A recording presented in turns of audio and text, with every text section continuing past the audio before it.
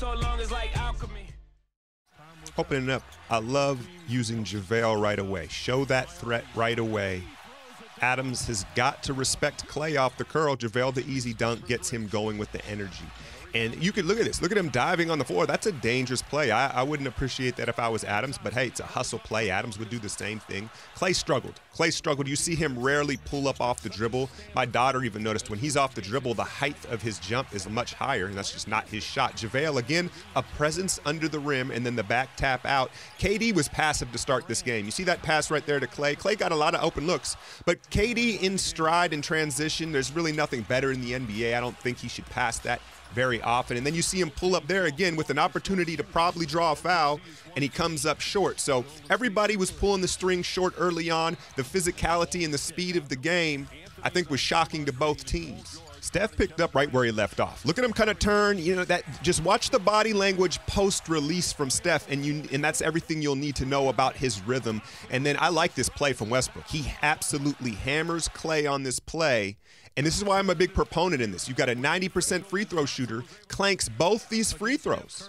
And it's because he got hammered. I mean, that's just what it is. Obviously, I'm assuming that. But, when have you seen Clay miss 2 free throws? He got hammered. So make your fouls count. And that's a great closeout from JaVale. I know he was a -10, but I don't think that truly told the story of his impact in the first quarter of this game. And that happens too often, Steph.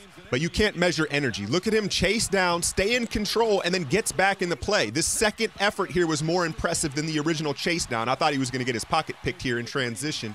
Close out, Clay steps in and gets one. I think the real question going into this with JaVale starting was how would he handle the pick and rolls? And look at him gap George here, and then he's able to recover on Adams as KD gets back. I love Steph cutting off that baseline. Steph was absolutely tremendous defensively. The whole team really was, but JaVale handled the pick and roll relatively well early on in this game. And look at these rotations here. This is championship-type defense. Extra effort, double, triple rotations, and Adams slips in there. That was on KD. He still tends to not box out, and you're going to get a fool's gold 3 from Russ, 29% on the season. But you can't hang your head on that effort if you're Golden State defensively. I love the flow, I love the pace, I love the energy, but we got to follow through with some execution.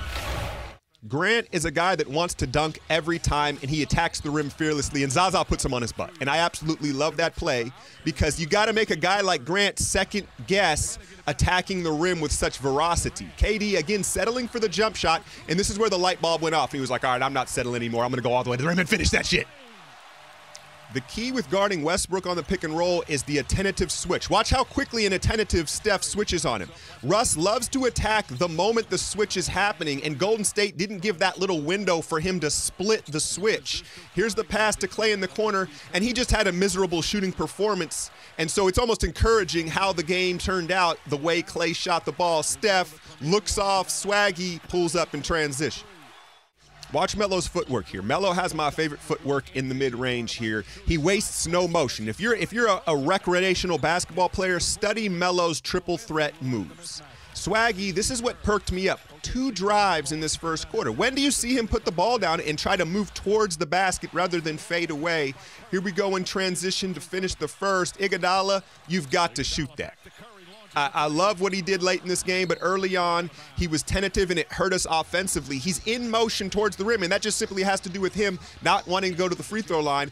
And then Nick really thought he stopped Melo, but it was Draymond coming from behind. It was like the little kid thought he punked the bully, but nah, he had his big brother behind him. But I love the effort from Swaggy. Here we go, another possession. Look at him off the dribble, go to the rim. And that let me know that he's willing to make some changes. Now, closing the first, this is a rare Iguodala-Durant pick and roll.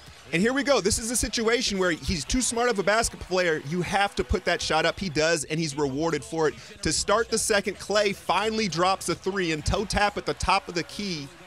But I believe he had started like 0 of 4. He was the one getting looks, though. Raymond Felton had himself a nice little game. There's the floater. And watch Draymond here. Clearly a over the back. Right? He's upset, but look at the interaction with the referee. This is very promising moving forward. I know he gets teed up later in this game, but he had a very civil conversation with the referee about that blown call. And Felton was huge for them. 11 points in 14 minutes, 3 3-pointers. And I've said this before, when you're his size and built like him and you're in the NBA this long, you have to be so skilled. I mean, he looks like a UPS driver, right? But he's in the game having an impact for 2 contenders. Here he is again off the dribble, the North Carolina product getting it done. Now, we all have internal clocks when you play a sport, right? And they were holding the ball. This is a very long possession. By the time this is swung to Iguodala, his internal clock needs to let him know, you need to shoot that ball, Andre. So it's a 3-second claw on David West. And again, it's just him being too passive offensively. Flip the ball up. You're already up at the rim, out in transition, the lob, Adams, and I loved Kerr's usage of the timeouts. He made every one of them count. And I think it had a huge impact on this game because there was resiliency from OKC. OKC, there was moments in this game where it looked like they were the better team. I'm not going to lie. These are the type of plays. Watch this closeout from Durant when the next day when coaches and they're reevaluating the effort. That's an extreme effort play, a closeout in a block on a 3-point shot. Out in transition, though, there was some turnovers here. And that's just that probably needed to be a bounce pass from Steph, and it leads to, obviously, some points on the other end. Draymond's going to show some frustration here, and it's only natural. But they reined it in. Again, it was another timeout from Kerr. He did not let this game get away from them. Watch Draymond here. He's like, come on, Steph. I love that they used a lot of pick and roll. Again, it's Iguodala with this one. This is a great finish from Steph. But you could tell out of the timeouts, they were scheming as well. They understood how OKC's defense was. And Steph was in so many plays, these type of plays, breakups. And he may not get credited for the steal, but he was involved in it, right? And then they started eating him up with the back door. The gravity and the over-aggression on the perimeter. We know Paul George leads the league in steals, so hit him with the backdoor cut. And I would love to believe that this is the coaching staff coaching them up. The sense of urgency was there all night. Not letting Westbrook get that head of steam off the screen. Look at Steph's effort right there. You see that chase down, and then look, he looks to pull that. It wasn't there, but his threat and his push in transition is ultimately what's going to generate this shot.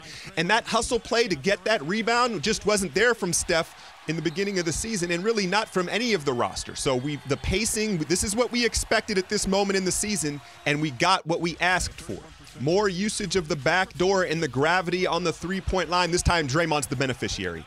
And when we see them again, I made the mistake. We play them April 3rd. Thank you all for everybody correcting me. But when we see them again, that has to be the game plan initially because they want to take away the 3 ball. There's Adams with a little push shot, and then this is where this goes down. And Melo's too much of a veteran because KD, the pulling and the tugging and all that happens all the time. And Melo, as a veteran, you know, the next time y'all get tangled up, you bust him with the shoulder or you give him a bang, right? And instead of when he pushes him, that really takes it to the next level. But I'm not going to lie to y'all, I loved it because, like I said before, they tugging on Superman's cape. Melo, you ain't built for this any longer. Right away, KD answers at the top. What I thought was very apparent was the rest of the Warrior roster, it gave them an emotional boost as well. It was like, oh, y'all want to get in KD's face? We're a squad. We're going to ride together. And you saw it kind of elevate the entire roster. You see Draymond here is going to pick up a tee. And this was, I think, because he was already first off, it was a bad call probably. But I think he's emotionally charged up from seeing Melo and KD get in each other's faces. And so I had no problem with it. It's number 15. We might as well get number 16 out of the way, right, Dre? We might as well. I don't know about the whole theory of he was yelling at the crowd. I think Day-Day was barking at the ref. Let's keep it a buck. But either way, I had no problem with it because of the emotional state of the game at that point. And now they woke KD. He gets to his money spot, and all of a sudden the jumper's falling. He needed that. He needed that to dial in. And we talked about Paul George, 0 of 9. That's a big 7'1" hand in the face. He wasn't doing it to himself. Golden State kept Paul George at 0 of 9. It wasn't like he was just off. Let's call it what it was. More Iguodala as the screen setter and letting him be the decision maker in the middle of the floor. And as long as he is willing to take the shot at times, I got no problem with it. It was very effective. This is my favorite play in youth basketball, the FDHD, fake dribble handoff drive. Very effective at every level of basketball to open up the third quarter. And again, the coaching stamp was all over this game for the Warriors. JaVale didn't fare as well in the second half. They kind of went at him here, and they got him switched out on Melo a few times. But if you take a look at this, he gets caught in no man's land. If you pay attention, Clay's recovered right here, JaVale, so you've got to get somewhere. Right now you're helping no one, and then it's an easy pass over the top. To be fair, I think he thought Draymond was going to rotate down. We did turn the ball over 14 times. And you know it's death against a team like this with the speed and athleticism in transition. And once again, it was a timeout. It was a Popovician effort from Steve Kerr where he micromanaged the game with great success. Here's an instance where Klay's struggling. He can easily get 3 free throws right there. He got Houston in the air on the pump fake, and it's just not in his DNA to draw fouls, but that was a great opportunity, the turnover. And then McGee throws Adams down, which is probably for the best because he rim-rummed him and it would have been a dunk. And then he gets switched out on Melo, and you know Melo felt some type of way. He didn't really get going. He shot decently. And with the game just hanging there midway through the third, we saw the 2 MVPs really put their stamp on this game. Since the All-Star break, these 2 games, the most noticeable thing about Steph has been his decisiveness driving to the bucket when a big switched on him. Then KD coasts past Adams, finishes with the left-hand scoop, and it was like, uh-oh, these 2 are turning up. It had been back and forth, and this is when they put their foot on the pedal.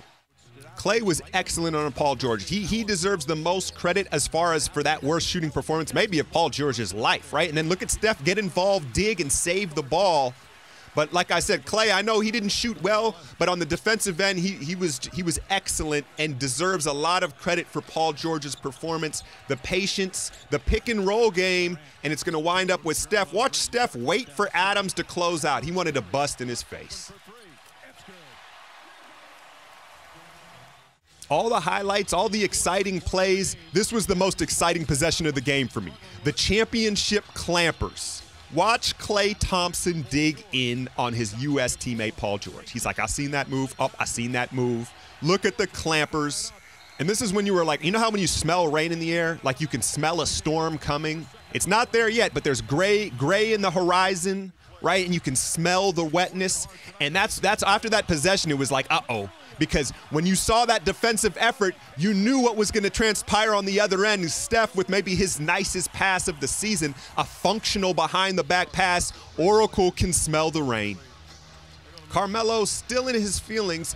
And once again, he's played enough basketball. This is a frustration thing here. You think Draymond, it's a follow-through play. Yes, you got cracked on the face. It's a playoff atmosphere, very physical. But what are you going to do? You're not going to do nothing. Melo is like the old dude at the park who still thinks he's got it, and he still calls for the ball every time down. Draymond is in these type of altercations every other night. He's comfortable playing this way. Melo was out of his game and in his feelings. Look at that offensive rebound from Iguodala.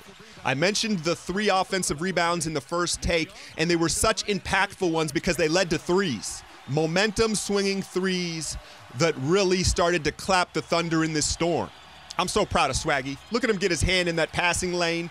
And when he's isolated one-on-one defensively, I think he's just fine. It's the help, screen and roll concept stuff that he gets lost on. One-on-one on an island, he does just fine. Look at him fight for the rebound, and then this happens. I'm going to freeze it right there. You saw that angle. Right? We've kind of already discussed that. I don't got time for all that. Let's finish this game off. Iguodala decides to pop a 3. This is what I was asking for. I was asking for more energy, more effort from him, and we got it. Here's his 3rd offensive rebound, and again, out of his radius. They weren't just falling into his hands. They were effort boards, Swaggy, corner, dagger. Steph's decisiveness, the use of the hesitation. That quick freeze, he can do that all game with his threat, and he finds him in the same spot, and we're going to get the same result. Look at the dance. Look at the dance. You know the boy loves the dance. Westbrook not feeling it, and the Warriors, it was over. It was over. You batted an eye, and it was over. Nick Young, Andre Iguodala, and the 2 MVPs steamroll the Thunder to close the 3rd quarter. 4th quarter, Nick kept it going. He was 4 of 5 from downtown. 16 points, and his greatest effort as a Golden State Warrior in our biggest game of the season. Swaggy, I can't believe it, baby. But I love it when I'm wrong when it comes to this team. I've said that before, and it's just one game, but it's very promising.